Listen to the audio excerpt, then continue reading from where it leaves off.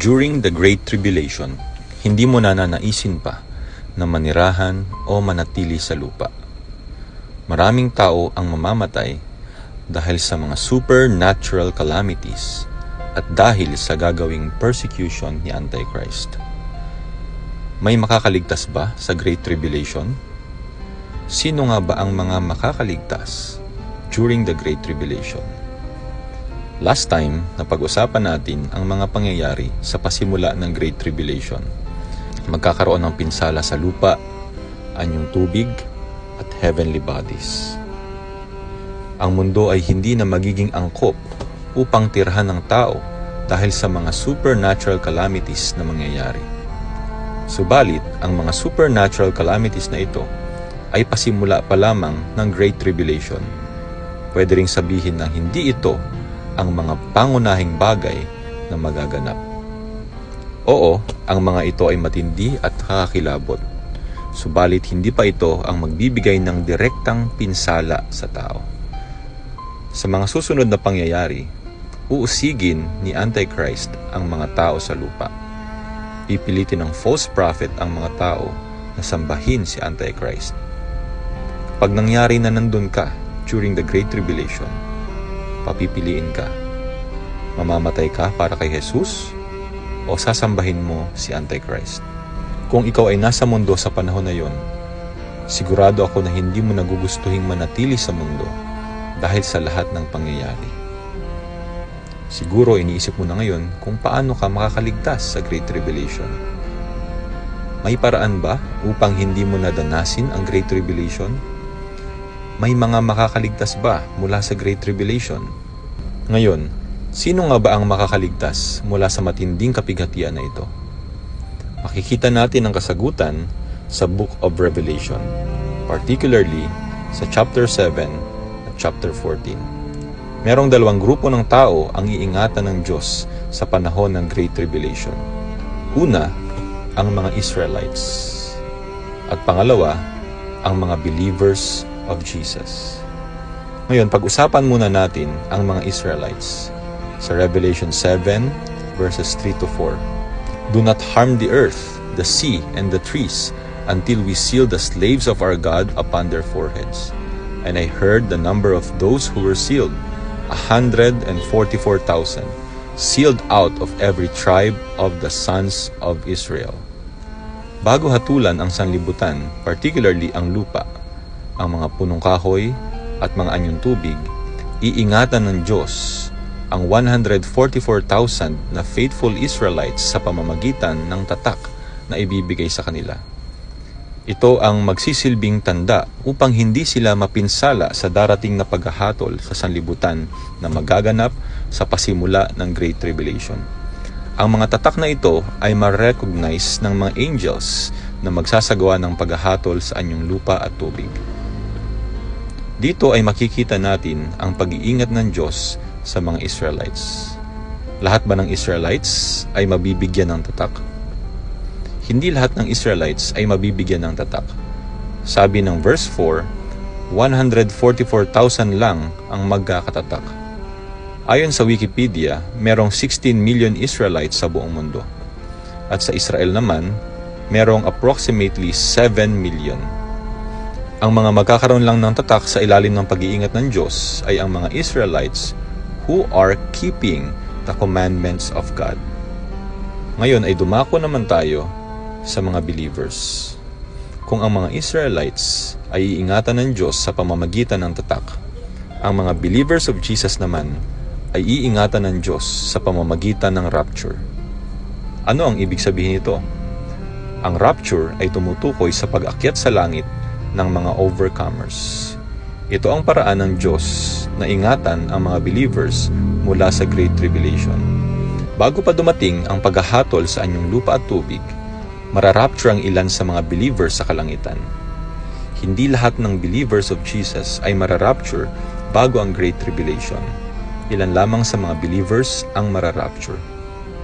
Ang mga believers na mararapture ay makakaligtas mula sa Great Tribulation. Subalit ang ilan sa kanila ay maiiwan upang maranasan ang Great Tribulation. Marahil iisipin mo na ito ay unfair Ngunit ito ay hindi unfair. Kung ibabase natin sa Biblia, ito ang katotohanan. Dahil masasabi natin na ang rapture that is revealed in the Bible is a sequential rapture. Meron siyang sequence. Merong mga mauuna na ma-rapture at meron ding mahuhuli ma-rapture. Bibigyan ko kayo ng halimbawa gamit ang Biblia. Sa Revelation 14, isang chapter na tumutukoy sa rapture, sinasabi sa verse 4 na ang mga mara-rapture na believers bago ang Great Tribulation ay mga first fruits. Pag-usapan natin ang first fruits sapagkat meron itong malalim na kahulugan sa Biblia. In the Bible, God compares the rapture of the believers to a reaping of a ripe or mature crop. Nung naparito si Jesus sa lupa, siya ay naghasik ng binhi. At nahulog ang ilang binhi sa tabi ng daan, sa mabato na lugar, sa mga tinik, at meron din sa mabuting lupa. Anong ibig sabihin nito? Ang binhi o seed ay ang salita ng Diyos. At ang nakapaloob sa binhi ay ang buhay ng Diyos. Ano naman ang ibig sabihin ng lupa? Ang lupa kung saan naihasik ang mga binhi ay tumutukoy sa puso ng tao. Mula nung araw na natanggap ng mga believers ang binhi na ito ay lumalago sa puso nila tungo sa maturity or ripeness. Bumalik ulit tayo sa konsepto ng farming. Sa farming, hindi lahat ng tanim ay sabay-sabay na ihinog o magmamature. Yung mga nauna nang nahinog at magmature ay inuuna ng kunin ng farmer.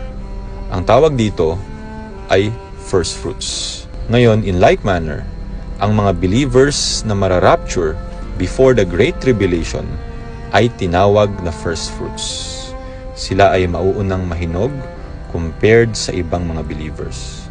Ngayon naman, ano ang mangyayari sa ibang mga believers na hindi nag-mature ang binhi ng buhay? Pero bago natin sagutin ang tanong na yan, sino nga ba ang mga believers na hindi nag-mature ang binhi ng buhay sa loob nila? Sila yung mga believers na meron ng binhi ng buhay ng Panginoon, subalit na natili pa rin sila sa kasalanan at ang kanilang pamumuhay ay nasa mga makasanlibutang bagay pa rin. Hindi lang yan, may ilan din na tinaguri ang Christian workers, subalit sila ay distracted sa kanilang quote-unquote Christian work. Subalit napabayaan na nila at hindi nabigyan ng pansin ang paglago ng binhi ng buhay. Ano ang mangyayari sa kanila? Sila yung mga crop o pananim na hindi pa ready kunin ni Jesus o hindi ready i-rapture dahil nga hindi sila nag-mature. O baka naman, meron namang growth, ngunit hindi pa mature. Kaya sila ay maiiwan sa gitna ng pangyayari sa Great Tribulation. Mararanasan nila ang Great Tribulation. Ang mga pagdurusa at mga karanasan sa gitna ng matinding kapigatian ang magiging factor na sila ay mahinog hanggang sa sila ay mag-mature. At kapag ang mga believers na naiwan sa mundo ay nahinog na, darating na ang harvest. Basahin natin ang Revelation 14:15. And another angel came out of the temple, crying with a loud voice to him who sat on the clouds, saying, Send forth your sickle and reap, for the hour to reap has come, because the harvest of the earth is ripe. Uulitin ko, Send forth your sickle and reap, for the hour to reap has come, because the harvest of the earth is ripe. Pansinin ang mga salitang harvest. Toward the end of the Great Tribulation, ang ibang mga believers ay mara-rapture na din. Ngunit hindi na as first fruits. Sila ay kabilang na sa kategory ng harvest. Ang harvest na ito ay tumutukoy sa rapture ng majority ng mga believers patungo sa himpapawid. Ito ang kasagutan. Bakit hindi lahat ng believers ay hindi mara-rapture before the Great Tribulation? Ang mga matured and ripe believers ay ang first fruits. Sila ay mara-rapture before the Great Tribulation. Habang ang harvest naman ay mara-rapture sa pagtatapos pa ng Great Tribulation. Ngayon, gusto kong bigyan ng diin na nais ng Diyos na ingatan ang mga tao na para sa Kanya. Iingatan niya ang faithful Israelites sa pamamagitan ng tatak. At iingatan niya din ang mga mature believers sa pamamagitan ng rapture. Sa mga hindi Israelites tulad natin, hindi sapat na tayo ay believers lamang. Kailangan din nating lumago sa buhay. Ang binhi ng buhay sa loob natin ay dapat lumago. Ikaw, ano ang gusto mo? Yung mapabilang sa first fruits o mapabilang sa harvest? Sigurado ako na gusto mong mapabilang sa rapture ng first fruits. Dahil ang mga hindi first fruits ay maiiwan sa lupa upang maranasan ang matinding kapighatian. Ngayon, anong dapat nating gawin upang mapabilang tayo sa mga believers na mararapture before mangyari ang Great Tribulation? Sa tingin ko ay malinaw na itong natalakay kanina. Kailangan nating mahinog, yaon ay ang mag-grow and mature in the divine life. Iwaksi ang kasalanan, talikuran ang makasanlibutang pamumuhay, ibigin si Kristo at ibigin din ang kanyang muling pagbabalik na tulad ng sinabi ni Pablo sa 2 Timothy 4:8.